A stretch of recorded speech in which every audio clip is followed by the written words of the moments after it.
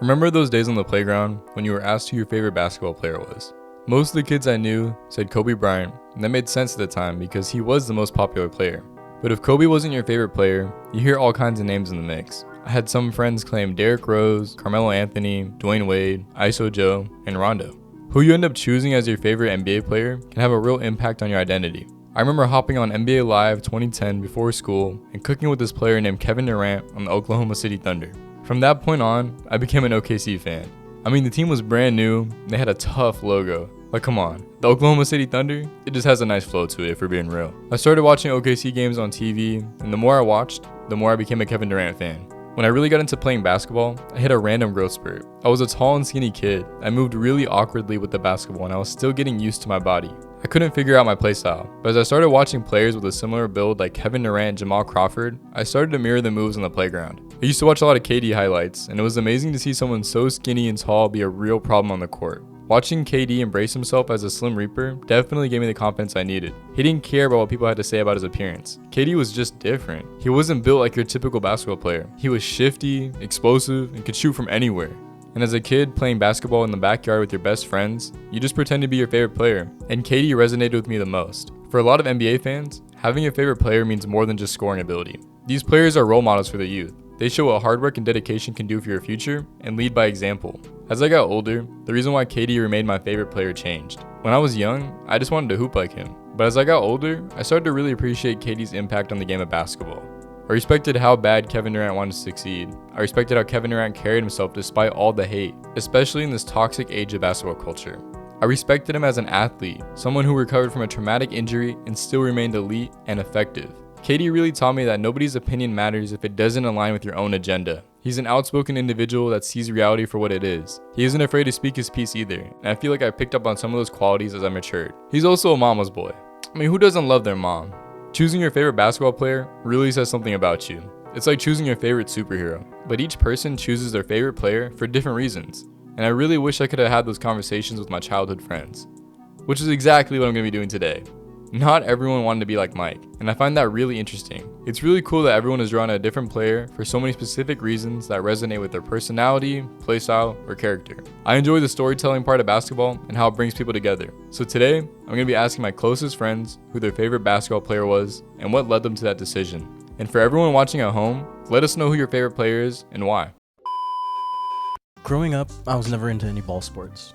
Pause. I was so out of touch with sports that it wasn't until I got to middle school that I found out Michael Jordan was in fact retired. But once I started slowly getting introduced to basketball through highlights on YouTube, it was easy to find Kobe, MJ, Shaq, and LeBron highlights. But it wasn't until I was blessed by the YouTube algorithm where I stumbled across Jimmy Butler highlights. Jimmy was a player I eventually kept track of as his career developed.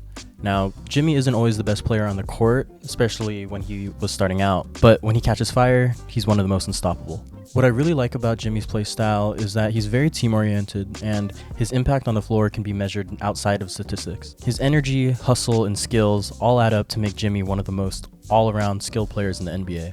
I've been a fan of Jimmy since he was on the Bulls, and he was the first player that I followed on their NBA journey. His stories from rags to riches is one that I really admired. He was homeless at 13, and even through all of his tough circumstances, he was able to overcome his adversity and eventually made his way through college and then to the NBA. But his next stop after the Bulls was with the Timberwolves, and Jimmy's time with the Wolves is what really solidified him as the GOAT to me. Of course, everyone knows the infamous Timberwolves practice story, where Jimmy beat the entire starting lineup with third-string players. Just listen to how Jeff Teague describes it. Starters: Jeff, Jimmy, Wig, Taj, Cat. Jimmy said, I ain't playing with them. I'm playing with them. He picked the Bad News Bears. We throw it to Cat first play. Jimmy steal it. Go down, score. They go down, score. Jimmy start talking to the GM. Everybody in the gym. Yeah. Y'all better mother effing pay me. I'm like that. I'm like, he is nuts. Jimmy ain't scored at all. He just stealing the ball and passing to people, getting assists, just playing the right way. Man, Jimmy going crazy. Y'all think that team can win without me? I'm him.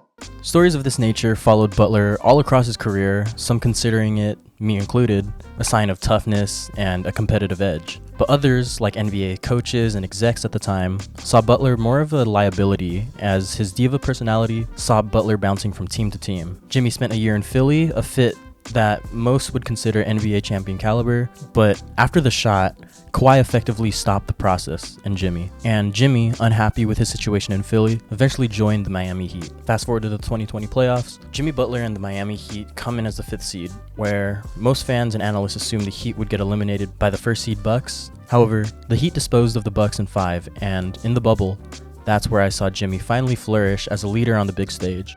I mean, it's like seeing an investment finally hit after years of waiting. The Heat's playoff run made it all the way to the finals where Butler faced off against LeBron and the Lakers. Before the series, it was almost like Jimmy and the Heat were being overlooked by almost everyone, but little did they know, that's where Miami thrives. Butler basically put the team on his back and came up clutch multiple times for the Heat, pushing the eventual champs to 6 games. Watching Jimmy play nearly the entire game, making key plays, and even the visual of him hunched over down 3-1 and to eventually winning that game. It's moments like this that separate the average from the star. And since then, Jimmy's went back to the finals in 2023, again coming up short. Although lacking in championship hardware, Butler has still racked up accolades like 5-time All-NBA, 6-time All-Star, and 5-time All-Defensive Team. I think Jimmy Butler is the epitome of an all-around great NBA player, and that's why he's my GOAT. I would have thought that basketball would have such a big impact on my life as much as it did. It was a way for me and my dad to bond, and it's how we grew close. My dad was a Laker fan, as most Californians are. So by that logic, most of y'all would think I would follow in his footsteps. But no, I chose the other LA team, the Clippers. Now why would I pick the developing franchise with the lil bro of the Lakers? It's surprising because of Chris Paul. The year that I chose the Clippers was when I was playing IMCA basketball. My coach compared the way I played to Chris Paul, and since then, I've been a fan. The Clippers just acquired Chris Paul that year as well, so it was only right to support that team. But I wasn't just a fan, but a true supporter of the Clippers on and off the court. Chris Paul led the team to a better record than the year before with the help of Blake Griffin. Lob City is what they called that team, and they were no joke. The way that Chris Paul plays always had me in awe, whether it was the dribbling, the passing, the fakes, or his shot selections. I was starstruck. Although the Clippers never amounted to anything, I always defended Paul and the Clippers. When I heard that Paul left for the Houston Rockets, it kind of broke me for a bit. But then I saw he got traded again to the Thunder, and then again to the Suns, and then again to the Warriors, and then one more time this year to the San Antonio Spurs. Throughout all those trades, Chris Paul has never been a championship player. He's been to the finals with the Suns once, and that was when they lost against the Bucks. By seeing the amount of teams Chris has played for, he always made an impact towards that team. For example, the Thunder were in a tanking situation, which meant that they wanted higher draft picks that year. Chris Paul basically said, forget that, we're actually going to hoop and win. The Thunder ended up making the playoffs that year, and Paul turned that franchise around in less than 1 year. I also had that decision of either following my GOAT from team to team or staying loyal to a team that I've been supporting for a couple of years now. The final decision was that I continued to support the Clippers, regardless of who was on that team. I still continued to watch Paul's career as he moved around from team to team. I wasn't even shocked when I heard he made the NBA 75th anniversary team. He deserved it. Even though people clown him for never getting a ring and him wanting one so bad, I still believed in him. I mean, he has all these accolades to show how dominant at the guard position he was in the NBA. I mean, come on, look. He was the reason I gained the love for the game of basketball, and he will always be my NBA GOAT.